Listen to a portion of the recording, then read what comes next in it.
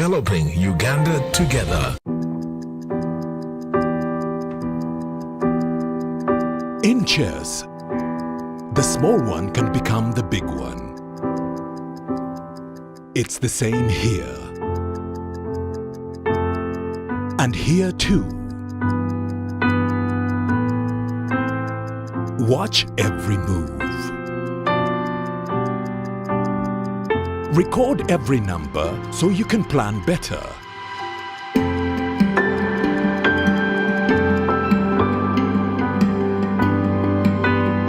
No matter the size of your dream, tomorrow's success belongs to those who keep today's records clean.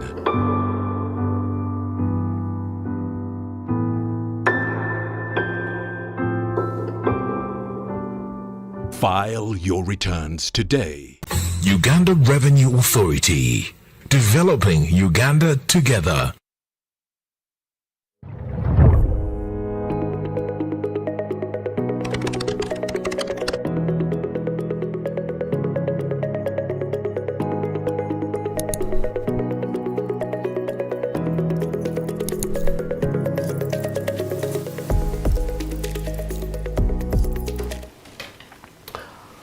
Good morning, our viewers. Thank you so much for joining us today. It's a special day because today we are going to talk about dispute resolution. My name is Jotham and I welcome you to this webinar. And I would like to welcome my brother, Mr. Karungi. You're most welcome. Thank you, Jotham. I'm happy to be here. Oh, thank you too. Today, in this 1 hour, we are going to have a look at what dispute resolution is and how we really go about it.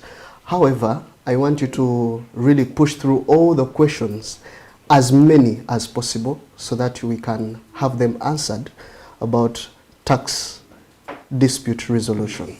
And the topic today is alternative dispute resolution. There are very many things on how to resolve tax issues. However, this is one of the programs that you are put in place to have you, our taxpayer, really comfortable with talking to us. Let's hear from Mr. Karungi. Nice meeting you, sir. Nice meeting you. A very good morning. Good morning to you. Thank you for creating time to have you here again once more. Yeah, you can greet our viewers as we go on. Yeah. Good morning, our viewers. My name is Tony Kalungi. I'm from the Legal Services and Border Affairs Department of Uganda Revenue Authority. I'm happy to be here. We are going to be discussing alternative dispute resolution. Send through any questions and we'll present and we expect feedback. All right. Thank you so much. Dear viewers, we are live on Facebook and YouTube. Please tune in and we will be answering all the questions from all those platforms. We are ready to answer any question that comes through. The experience today that I want you to get is I want you to really understand what really comes through when someone says alternative dispute resolution. When does a tax dispute arise, Mr. Karungi? Thank you, Jotham.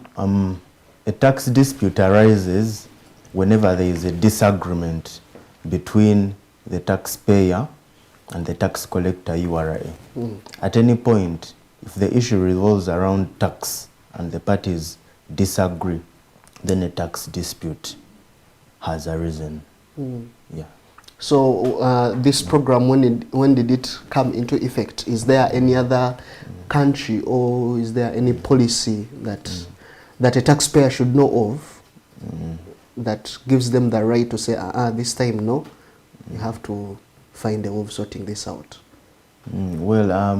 Primarily, when it was all along in the process of collecting taxes, taxpayers have been given a right to a fair hearing.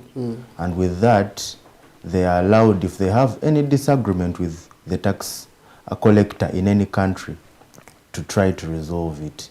And in Uganda, the normal or the main way to resolve dispute was that involved a proper objection process that ended up in court.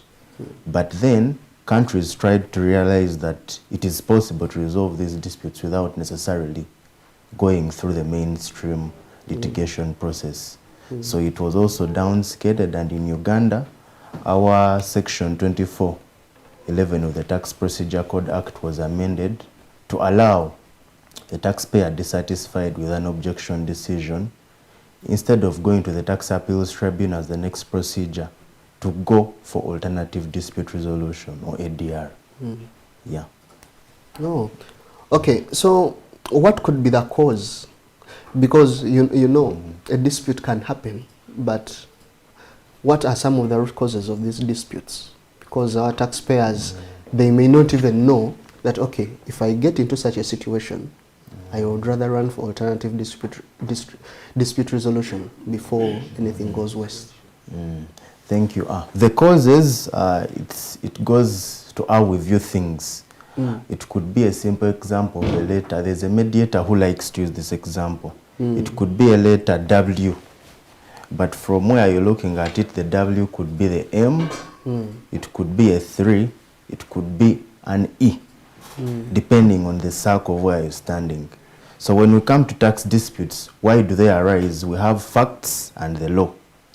It could be that from the point of the taxpayer or the tax collector, the facts, when they are looked at, they reveal something different. Yes. So the first one is differences between how we view facts. You could say you sold and the taxpayer says you're the one who bought. So then we have also issues of the law. The law can also cause a misinterpretation of how it is viewed. So differences in interpretation of facts and the law are the main causes of disputes between the taxpayers and tax collectors. Then we have also other issues that are more intentional. Now that in Uganda we are in a self-assessment system, we expect taxpayers on their own to carry out certain obligations. But it could be that those obligations are not carried out. Let's say you fail to file a return. Now when you fail to file a return, the taxpayer comes up and issues you a default or an administrative or additional assessment. Yes. Now when that is issued without listening to you, it could be that the amount given to you is not what you think is right. So that one, the cause of that dispute will be failing to file returns or to comply with the law. Then we'll have issues of mistakes. You could be filing a return and inadvertently you put wrong information or a wrong number. There are errors. Errors also lead to disputes. Then also on the side of the taxpayer, it could be lack of information. The taxpayer has an obligation to file, but the tax collector can use information available to them and they assess you.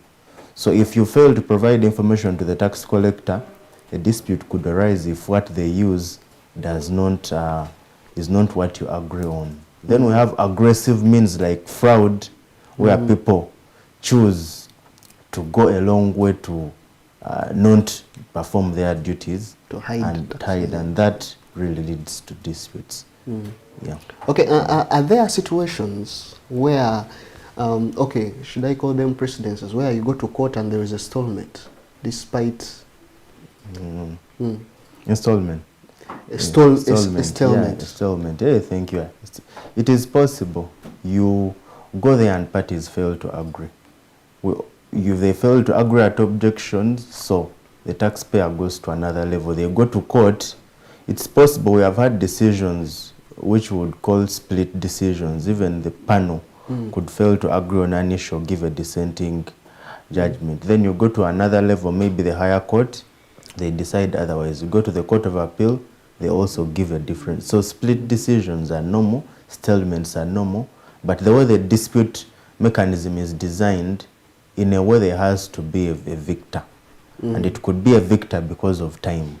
You could go to the objections level, they disagree. Then you go to the Tax Appeals Tribunal, you win. You go to the High Court, they issue, you lose. You go to the Court of Appeal, you win. You go to the Supreme Court, you win. Then it's possible that the judges who maybe sit at the High Court can be elevated to the Court of Appeal and they make a decision that is different. So some stalemates happen because of a mistake in time. Your dispute can be handled by, let's say, a judge who is currently at the High Court, but another person who waits and that judge goes to the Court of Appeal, the judge can overturn the decision because of their view. Yeah, but in tax and the one of the benefits of ADR is that is minimized. The time wastage is minimized, and normally parties are given a solution. Yes. Yeah, without going through that uncertainty of court and settlements. All right. Now that we have learned, are there some challenges that really come through with this program? Because definitely there is no program that is perfect, but you'd find there are some challenges that would be facing. Let's talk about the taxpayers' side. What are some of the challenges that you have noticed that they usually face, and how can they resolve these challenges in this very program of ADR? Thank you. The challenge with the main dispute resolution is that it's costly. How is it costly? You need to hire a professional. There are some courts and some levels you will go to, and you're supposed to be represented by someone who is skilled, like a lawyer, because it's mandatory. Then it could be the best option for you to get an accountant, and those people charge you. Then some court systems require you to comply with fees, like filing fees. You will need to pay fees, however minimum they are. Then you will have issues of time. These parties are resolving other disputes, and normally they take time because they have many cases. Now, how does ADR try to resolve this? It removes the cost element. There's no requirement for you to appear with maybe a particular person like a lawyer mandatory. No, you can come on your own if you can explain well and good. Still, if you need a lawyer, it's permissible. Then we'll get issues of uncertainty. Those are taken care of, because in law you could have a tax dispute, and on merit you have valid points, but you reach and the lawyer will argue that you have not complied with a matter of procedure. Let's say you're right that maybe you are made a mistake, but you've brought your dispute outside time. Now you suffer. You're right because maybe on this issue, but maybe you have not presented your evidence properly. So there are those technicalities of you're not complied with an order, or you have not brought a vital witness. So all of that is avoided in ADR, where it is so flexible, whereby the issues of costs are taken away. These issues of timelines are normally overlooked, and we handle the dispute on merit. So the purpose is to get the issues resolved for the taxpayer. True. So that they also don't really feel like we are trying to drain them. So in a nutshell, we have been talking about dispute resolution. Now, someone has sent a question that what is that ADR, alternative dispute? He wants it in a full, what should I call it? In a full-blown explanation on what the program is, what it stands for, and then we need to take them through the step-by-step how to really go through this program. Thank you. Now, ADR in full is alternative dispute resolution. It is in any way you can resolve disputes without going through litigation or the court process. Now, there are many examples. We have an example of mediation, whereby you get a neutral third party who sits in between you and tries to listen to you, but without taking sides and without making a decision that is binding on the parties. So parties can be mediated. You can go to maybe your pastor, you can go to your father, you can go to your relative. Other people are appointed to be mediators, either through court and so on. So there's mediation. Then you will get conciliation, which is also the same, but here the third party has a right to give you a proposal that, in my view, I think maybe try to consider this. Unlike mediation, it's also a mechanism. Then you also get reconciliation, whereby in the process of disputes, tempers have flared, and you get a party who can tell people, shake hands, look at the future, we are all human, we are all children of God. So reconciliation is entirely. Then we have arbitration. Now, arbitration in tax is whereby it arises when there is a contract, ordinarily, between parties, and the parties agree under contract to refer the dispute to someone skilled, not under the mainstream litigation, to decide their disputes. Now, in the normal tax system of the domestic tax we have, it rarely arises, because our tax is a creature of statute, and they have not authorized the idea of URA contracting with someone Yes. to resolve a dispute to a third party. However, when you go to advanced international tax, it is possible for arbitration to occur.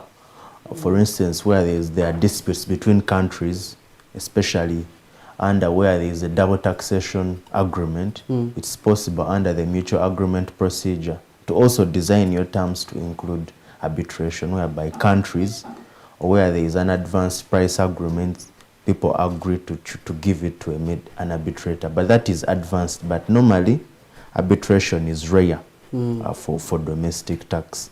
Now, when you go to ADR, the most methods we use, there's also negotiation, whereby the taxpayer agrees that this tax is payable, or the tax authority agrees that this is the position to take, but they negotiate. The taxpayer can say, okay, I didn't file my returns, or I filed a return that had this information. Can you allow me to file the return? Can you allow me to amend the return? Or can you allow me to provide additional information to explain my position? Or can you allow me to pay the tax, but maybe let me pay it in installments? Okay. Or can you allow me, if it's on an advanced level, to pay the principal, but through the Minister of Finance, to seek approval for waiver of interest and penalty? So there are negotiations. Okay. Or can you allow me, for instance, to maybe continue operating as I pay the tax? Can you allow me to open my shop? Can you allow me to do this? So negotiation is there. Yeah, but mainly when you come for ADR,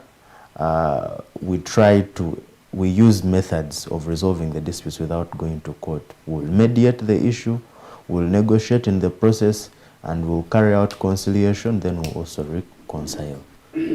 That is mainly what ADR is broadly. All right, now before we go through the step-by-step, there are several questions coming in. However, our viewers' questions are most welcome, and we shall be answering them shortly. And as he takes us through the step-by-step, there are some few questions that have come through. And one of the questions is coming from Mr. Anthony. If ADR is not limited to timelines, does that mean that it can be handled alongside court process, or further can it be applied even after unsuccessful court process? Okay. Yes. You know, Jotham, because of my training, I'm normally advised to first write down the question, analyze it, and give a proper. I've written it down. Yeah, that's very okay. It's very okay. So I understand Anthony's question. Can ADR be? Can they run concurrently? Can they run concurrently? And if he loses in court, can he still run back the site? The brief answer to that, before going to court, concurrently, the brief answer is no. Oh, you can't have 2 feet in the different alternative. Yeah, actually, in the main litigation, without looking at only tax, if you draft your contract, normally they will say that the main dispute shall be resolved under ADR. Now, you can't have matters under the same court, because what if they decide and the decisions are different? What will that be? Yeah. So if for tax purposes, to answer it, you go to the tax appeals tribunal and you also apply for ADR. That would be what they call blowing cold and hot air. What if the tax appeals tribunal decides otherwise and ADR decides otherwise? So even under the law, it does not envisage such. It is an alternative. Yes. Now, the issue with that is that if at all you want to enjoy both, you might have to be tactical. You have to make sure that you give ADR the least time possible to handle, so that if you disagree, you're able to enjoy the door that is open to tax litigation. For instance, if you're supposed to go to the tax appeals tribunal 30 days after the objection decision, make sure that you finish your ADR before. Or even if you don't, you will need to apply for extension of time within 6 months, and then you apply, but they can't be concurrently. Now, the issue of after, assuming you go through the normal process, and then the courts decide, but you're dissatisfied, can you come back to ADR? I find that, to me, and this would be personal, I think it is possible depending on the issue. Because ADR has various components. We have an example of negotiation. Court could order that you pay the taxes, but you can write back and come back to negotiate to pay the same tax in installments, or to, for instance, continue operating as you pay the tax. Then that is one. Then we have issues. You can seek also, you can come to ADR and you have the issue resolved even if court has determined, although the window is minimum. So that's how I would answer it. Okay. Yes, yes. I think Anthony, your question has been answered, and I hope you're happy with the answer, because now we have dependent and independent variables in this case. However, you were going to take us through the process of ADR, step by step, what the taxpayer starts with, where they go next, until they are now like, okay, now the thing is resolved. Thank you. Now for the process, I'm going to give a wholesome process of ADR. ADR comes in the middle. I'm going to look at what happens before the dispute, then ADR and after. Right. Now normally what happens if the URA makes any decision, let it say it's an assessment. They give you an assessment. When you get the assessment and you're dissatisfied with it, don't run to ADR. No, first object to URA. We have an objections unit, object online, and then give URA 90 days to make an objection decision before you come to ADR. Now when they make an objection decision, and it could either be made disallowing your objection or partially allowing or recommending that you do something else. If you're dissatisfied with an objection decision, then that is the right step for you if you choose to come to it for ADR. Now how do you come to ADR? What you do, simply you will write a letter to the Commissioner General, Uganda Revenue Authority, or the Commissioner Legal Services and Border Affairs Department, URA, and you request for ADR. Currently the regulations are being worked on, but the flexibility of ADR is that you can use a simple letter and you tell us your story, attach the evidence and why you believe the decision of URA should be may be modified or decided in your favor. When URA receives that letter, it analyzes it and writes back to you, telling you, one, either come for a meeting and bring these following documents, or because of these many reasons, ADR is not applicable. So when they write to you, you come. Normally a meeting is called, you present your case, we listen to it. Then we get a team. We have an ADR team. It's made up of people from Legal Services and Border Affairs Department. Then we also have a unit in domestic taxes, whereby that team handles your matter. Now to bring about lack of bias, the team is made up of people who are not normally involved in your decision, people who are new. They sit, handle your case and consider it. Then they make a decision and they communicate to you that following this ADR that happened, the position is maybe decided in your favor. So that's the process. But briefly, get an assessment, object. After objection, apply for ADR. Then we give you the response. Okay. Thank you so much, Tony. And as our questions are still coming through, are all disputes eligible to ADR? Thank you. The question, if we say all disputes, all tax disputes, yeah, thank you. There is nothing under the law that stops that excludes any tax dispute from ADR.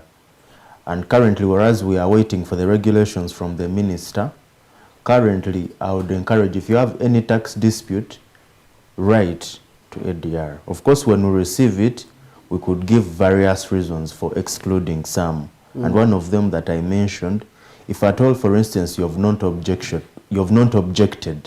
we can advise you to first object, and URA decides on the issue before we give you the ADR. Or if at all there is an ongoing reconciliation, we can advise you to first finish the reconciliation before URA gives you the ADR platform. If at all you're in the court system, we could advise you to choose whether you want to continue with the court system before you come to ADR. But generally, all disputes will be eligible for ADR unless we inform you otherwise with valid reasons depending on the circumstances of the case. Now, with that response, someone has already brought through a question that is ADR regulated by the ministry or it has no regulations?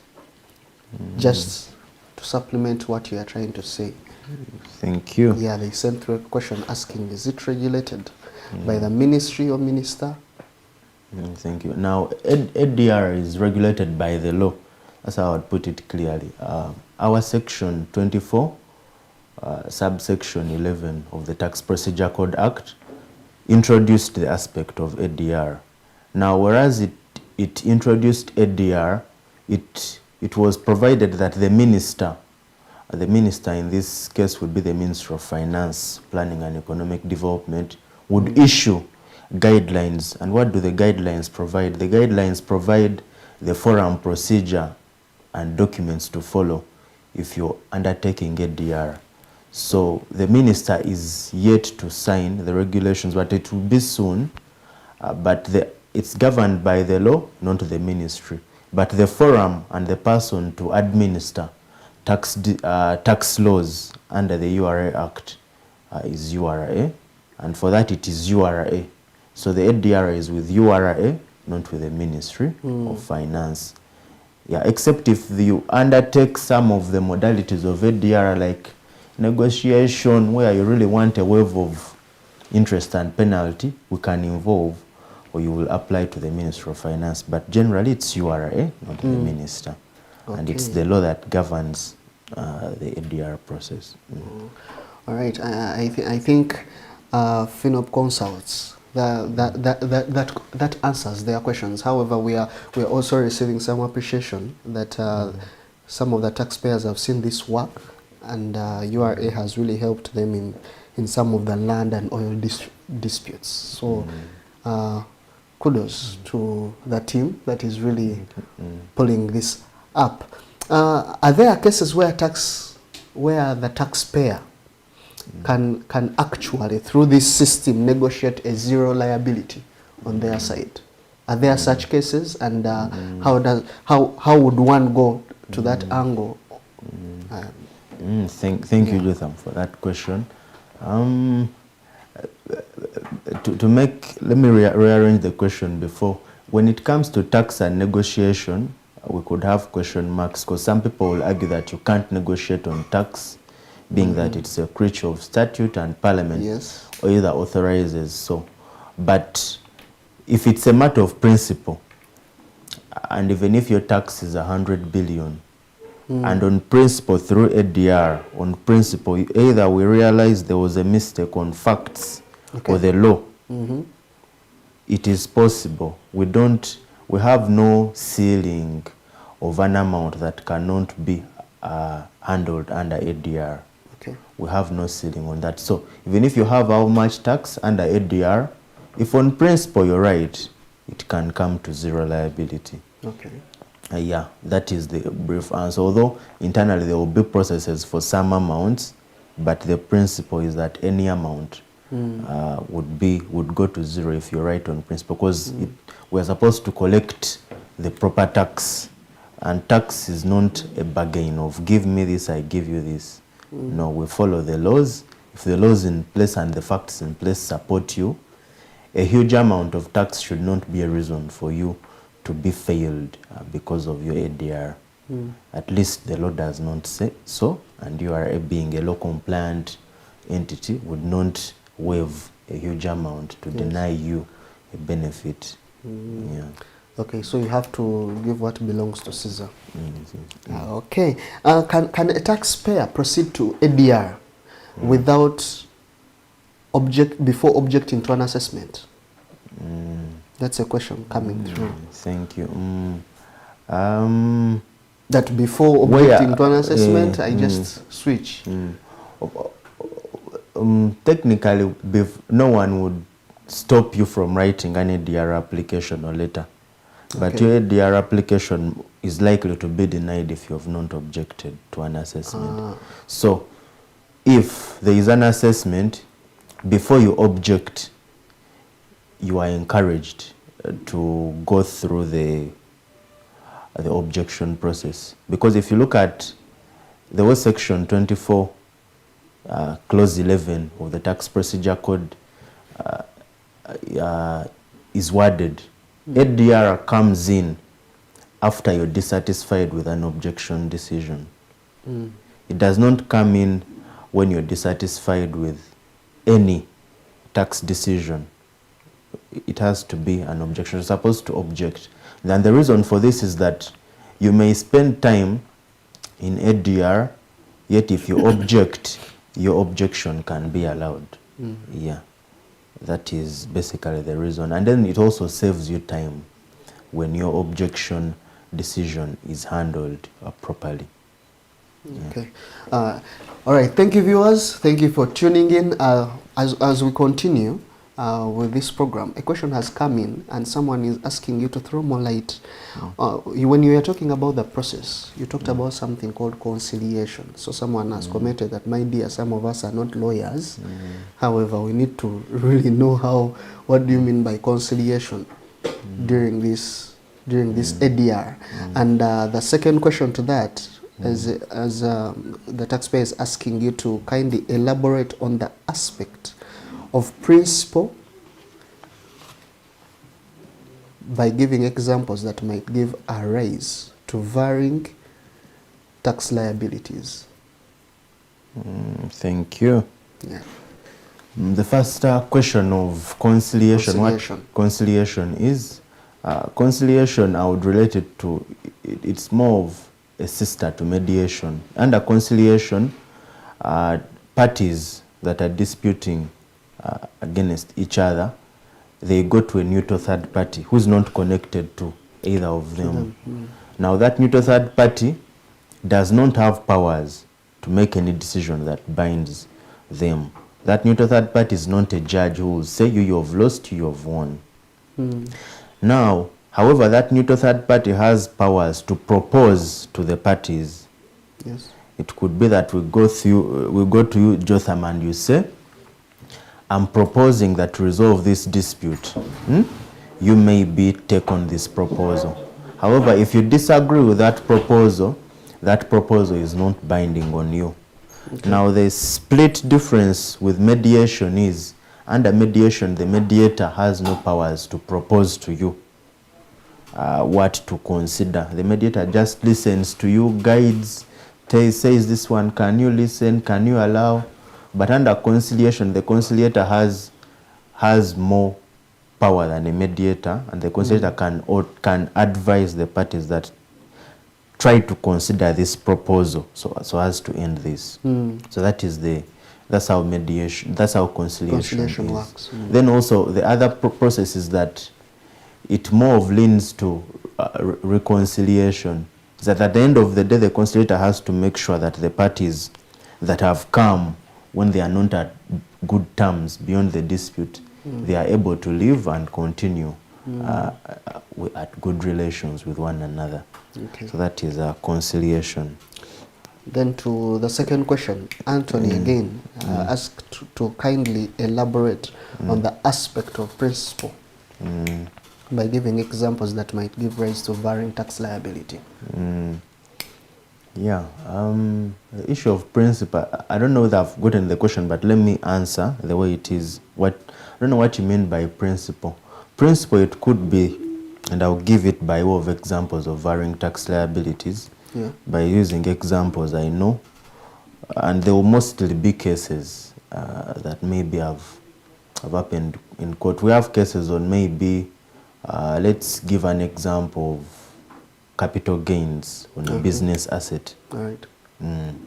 It could be that maybe property is sold under auction, and the bank can argue that, you know what, whereas we have sold under auction, we are not supposed to be paying capital gains tax, because there is a certain provision of the law that excludes banks from paying interest. And the only profit we are making off that after selling is generally interest and it's excluded. It's not supposed to be taxed. Then the taxman will say no.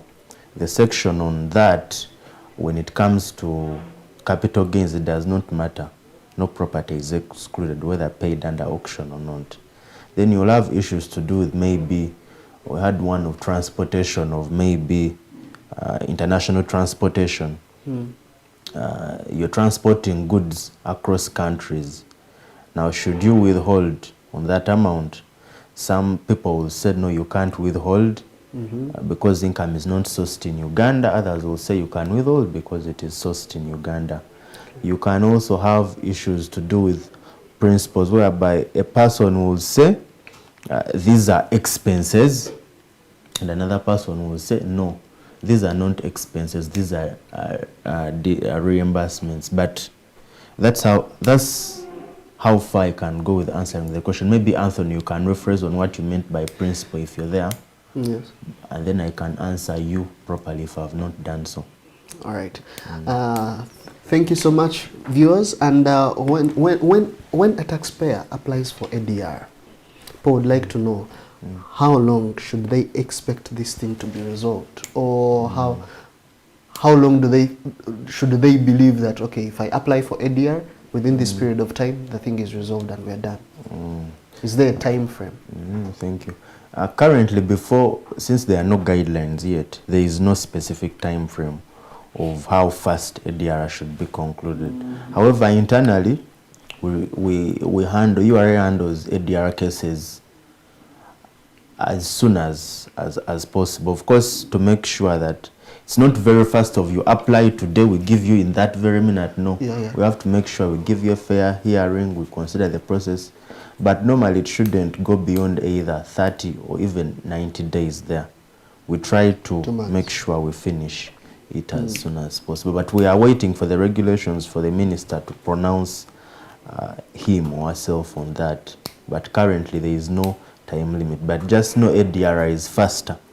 And statistically it's faster than a matter you resolve in the tax appeals tribunal. Because when you go to the tax appeals tribunal, normally they will tell you when the matter comes up for the first time that you first go for 60 days and mediate it. Then when you come back, the matter will be, there's what they will call a scheduling. They'll give you you'll just schedule, then they adjourn, normally for like a month. Then after scheduling, you come back, you present witnesses on one side. Then URA also presents witness on the other side. Then they give parties to file submissions. After submissions, that takes time to make a ruling. Now, after the ruling, it could be that any party has disagreed and they appeal to the High Court. Then also, they can also appeal to the Court of Appeal if they seek leave. Then they can also seek further leave and appeal to the Supreme Court. So the main litigation process takes longer, whether you end it at the Tax Appeals Tribunal or not. But ADR, so far as of now, we have settled multiple cases, and yet the provision has just been enacted. So our statistics show that the time frame we spend on ADR is limited. Because when you come, we hold a meeting, we finish it there. If there's any information we need, we ask for it. No legalities, no what, then we give you that hearing. So that it is less time compared to the mainstream litigation. Now, back to one of the facts that you were highlighting. Anthony had put up a question, but if ADR has no time frame for conclusion, would it deny the taxpayer the opportunity to apply to that? Thank you for that. The way ADR is, even in the word itself, it's an alternative. Ordinarily, if everything went proper, ordinarily the procedure is not that after you're dissatisfied with an objection decision, you go to ADR, then after ADR you go to TAT. No, ADR is not in the middle. It is an alternative. It's like a divergent rule. So it does not deny you. It is not designed in a way to stop you from litigating. It is a choice. And just like there is any choice, in economics they used to call it opportunity cost. There is a little opportunity cost you forego that comes into play. And one of them, And as Anthony has put it, it could be time. For instance, assuming you apply for ADR and you reconcile a matter you have not provided proper information, you continue requesting URA to consider your matter, the information is not coming up, and it takes a lot of time, it could lead to a result that you end up missing out on applying to the tax appeals tribunal. Yes. So they are right on the first arm of the question. If not properly handled, you can miss out on the benefits of the mainstream litigation. But then also the good side of it is that if you handle it very well, you're saved. Yeah. But then also it being an alternative, it was not put in place as a disadvantage. It was put in place as an advantage of someone who wants to take the other side. To sort their tax issues yes, quite faster. And does URA receive these cases directly? ADR, do they get these cases directly, or it is just escalated that someone now says, let me go for ADR? Thank you. Most of the cases, if under the section 2411, subsection 11, most of the cases come to URA directly. Okay. And how do they come? The taxpayer writes to the Commissioner General. Okay. That is the mainstream ADR, then we handle. However, when we are talking about ADR broadly, beyond section 24, we have to look at the powers of the tax appeals tribunal or courts of law. Now, the tax appeals tribunal has powers, first of all, to sit or to enter into the shoes of URA, and it makes a decision. So there are cases where the tax appeals tribunal makes a decision and it refers the matter back to Uganda Revenue Authority. It refers the matter back for the parties to reconcile, because it has those powers under the Act. For instance, some taxpayers can go to TAT, and TAT tells the taxpayer that you first go back and object. Or it advises that let the parties sit and reconcile on this particular issue. So when TAT refers back the matter to URA, then it could be argued that the matter has not come directly to URA, but it has come by way of orders of the tax appeals tribunal. But under the 2411 ADR we are talking about, it's generally URA, nowhere else. Except there are those few exceptions that may come up, like court can order that you consider this issue and come up with a position. Then those will be the exceptions. Okay. Yes. All right, thank you so much. Now, are transport or freight charges embarked on by a foreign transporter liable to withholding tax, or they are exempted?